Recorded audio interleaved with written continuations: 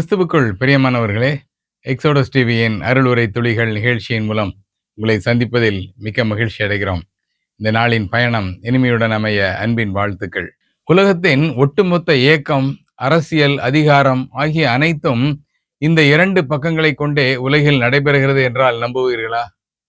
நமது போக்குவரத்து விதிகள், வாகன இயக்கங்கள் அனைத்தும் இந்த இரண்டு பக்கங்களின் அடிப்படையில் தான் நடைபெறுகிறது என்றால் நம்புவீர்களா? அதுதான் வலது மற்றும் இடது என்பதாகும். வலது என்பதற்கு ஆங்கிலத்தில் ரைட் என்றும், இடது என்பதற்கு லெஃப்ட் என்றும் அழைக்கப்படுகிறது.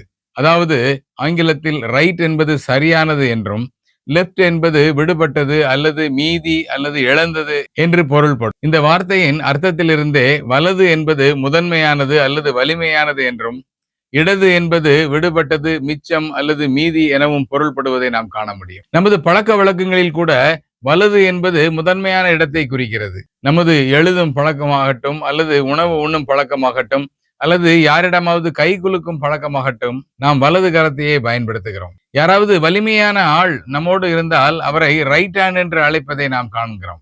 வேதத்தில் கூட வலது என்பது முக்கியத்துவம் வாய்ந்ததாக உள்ளது. வலது என்பது ஆசீர்வாதத்திற்காகவும், தேவனுடைய வல்லமைக்காகவும், அவருடைய அதிகாரத்தை குறிப்பதாகவும், தேவனுடைய பாதுகாப்பு, ரட்சிப்பு ஆகியவற்றை நமக்கு வழங்குவதாகவும் அமைந்துள்ளது. தேவனுடைய நியாய தீர்ப்பை குறித்து மத்தேயு 25:33 மேய்ப்பனானவன் செம்மறி ஆடுகளையும் வெள்ளாடுகளையும் வெவ்வேறாக பிரித்து செம்மறி ஆடுகளை வலது பக்கத்திலும் வெள்ளாடுகளை தமது இடது பக்கத்திலும் நிறுத்துவார் எனவும், வலது பக்கத்தில் இருப்பவர்களை பார்த்து, என் பிதாவினால் ஆசீர்வதிக்கப்பட்டவர்களே, நீங்கள் உங்களுக்காக ஆயத்தம் பண்ணப்பட்ட ராஜ்யத்தை சுதந்திரித்துக் கொள்ளுங்கள் என கூறுவதை வாசிக்கிறோம். அதாவது right is always right, left is always left. ஆதியாகமம் 48:14 இஸ்ரவேல் இளையவனாகிய எப்ராயிமை ஆசீர்வதிப்பதற்கு தனது வலது கரத்தை பயன்படுத்தியதை நாம் காண்கிறோம். நான் உன் வலது கரத்தை பிடித்து பயப்படாதே, நான் உனக்கு துணை நிற்கிறேன் என கூறும் தேவனுடைய மிக முக்கியமான வாக்குத்தத்தத்தில் வலது கரம் என்பது நமக்கு மிகப்பெரிய தைரியத்தை தருகிறது. முழுவதும் வலை போட்டும் ஒன்றும் அகப்படாத நிலையில் இயேசு பேதுருவிடம் படவிற்கு வலதுபுறம் வலையை போடுங்கள் என கூறியதையும், அதனைத் தொடர்ந்து சீஷர்கள் வலை கிழியத்தக்கதாக அல்லது இழுக்க முடியாத அளவிற்கு மீன்களை பிடித்ததாக யோவான் 21:6 வாசிக்கிறோம். இத்தகைய முக்கியத்துவம் வாய்ந்த வலது பக்கம், அதாவது தேவனுடைய வலது பக்கம் அல்லது தேவனுடைய வலது பாரிசம் என்பது நமக்கு எத்தகைய ஆசீர்வாதங்களையும், சந்தோஷத்தையும், சமாதானத்தையும், மகிழ்ச்சியையும், நித்திய ஆறுதலையும் தருகிறது என்பதை பின்வருமாறு சிந்திக்கலாம். சங்கீதம் 16:11 உம்முடைய சமூகத்தில் பரிபூரண ஆனந்தமும் உமது வலது பாரிசத்தில் நித்திய பேரின்பமும் உண்டு என வாசிக்கின்றோம். இந்த வசனத்திலே வலது பாரிசம் என்ற பதம் பயன்படுத்தப்பட்டுள்ளது. அதாவது வலது பக்கத்தையும் தாண்டி பாரிசம் என்பது விஸ்தீரணமான பாதுகாப்பின் ஒரு பிரம்மாண்ட பிரசனத்தை விளக்கும் ஒரு பதமாகும். அவரது வலது பாரிசத்தில் நான் அசைக்கப்படுவதில்லை என்பதை அப்போஸ்தலர் 2:25 வாசிக்கிறோம். கர்த்தரை தெய்வமாக கொண்ட ஜீவ மார்க்கம் நமக்கு ரட்சிப்பு எனும் ஆத்துமாவிற்கு உறுதியான பாதுகாப்பையும், இந்த உலக வாழ்க்கையில் பரிபூரண ஆனந்தத்தையும், மறுமைக்கு உரிய நித்திய பேரின்பத்தையும் வழங்குகிறது என சிந்திக்கின்றோம். தேவனுடைய சமூகமும் அவருடைய வலது பாரிசமும் இரண்டு விதமான சந்தோஷத்தை தருகிறது. ஒன்று பரிபூரண ஆனந்தம், அதாவது ஜாய். மற்றொன்று பேரின்பம், அதாவது பிளஷர்.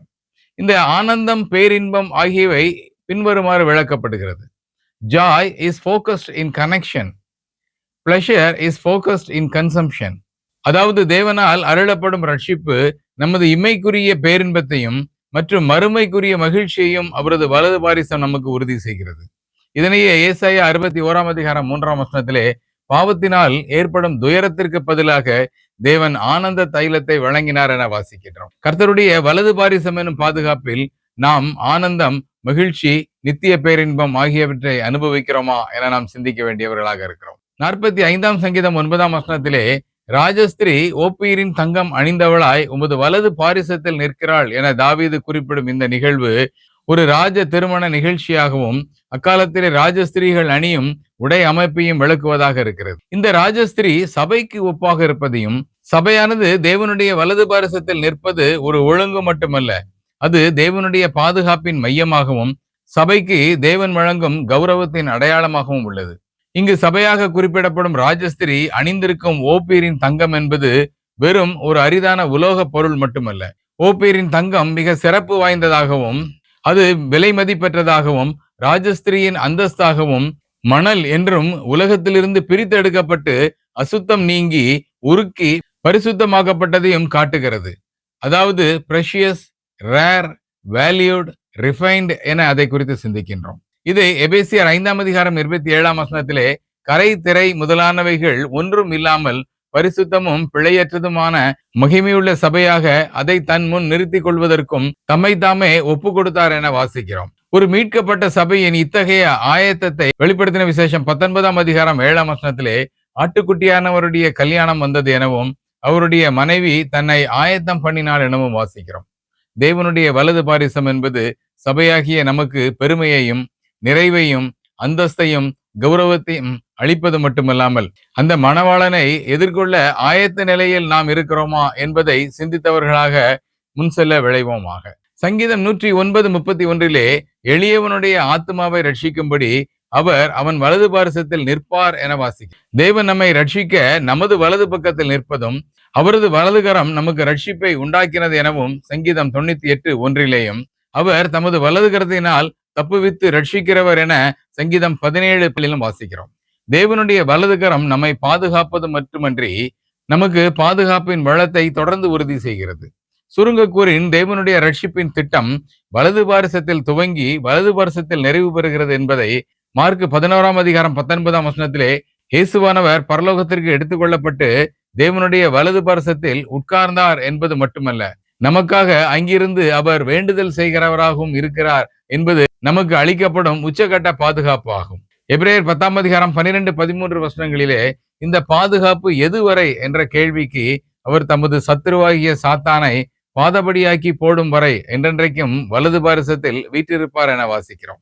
அது மட்டுமல்ல, அந்த வலது பாரிசம் அவருடைய ஆசனம் என எபிரேயர் 8:11 வாசிக்கிறோம். அவருடைய வலது பாரிசத்தின் கீழ் தேவதூதர்களும் அதிகாரங்களும் வல்லமையும் கீழ்பட்டிருக்கிறது என 1 பேதுரு 3:22 வாசிக்கிறபடி அவருடைய வலது பாரிசம் சகல அதிகாரத்தையும் தனக்கு கீழே வைத்திருக்கிறது என்பதையும் நமது ரட்சிப்புக்கும் நமது எதிர்கால வாழ்க்கைக்கும் அவருடைய வலது பாரிசம் மிகப்பெரிய பங்கை வகிக்கிறது என்பதை நாம் இந்த பகுதியிலே நாம் காண்கிறோம்.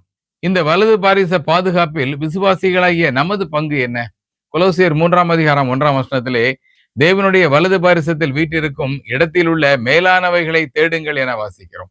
அந்த மேலானவைகள் எவைகள் என்றால் அவை பூமியில் உள்ளவைகள் அல்ல என கொலோசியர் 3:2 வாசிக்கிறோம். இந்த உலகத்தில் எவ்வளவு மேலான காரியங்களை நாம் பெற்றிருந்தாலும், அதில் மேன்மை பாராட்டினாலும், அது நமக்கு எவ்வளவு மேன்மையான அந்தஸ்தை தந்தாலும் அது பரலோகத்தின் மேலானவைகளுக்கு சற்றும் ஈடல்ல. எனவே நாம் இந்த உலகத்தின் மேலானவைகளை அல்ல, தேவனுடைய வலது பாரிசத்தின் மேலானவைகளை நாடி தேவனுடைய வலது பாரிசம் நமக்கு வழங்கும் பாதுகாப்பு, மகிழ்ச்சி, சந்தோஷம், கௌரவம், சபையாக நமக்கு கிடைக்கும் அங்கீகாரம் அனைத்தையும் பெற வலது பாரிசமே God's right hand is always the right place என்ற அடிப்படையிலே அவரது வலது பாரிச பாதுகாப்பில் மகிழ்ந்து வாழ தேவன் நமக்கு உதவி செய்வாராக.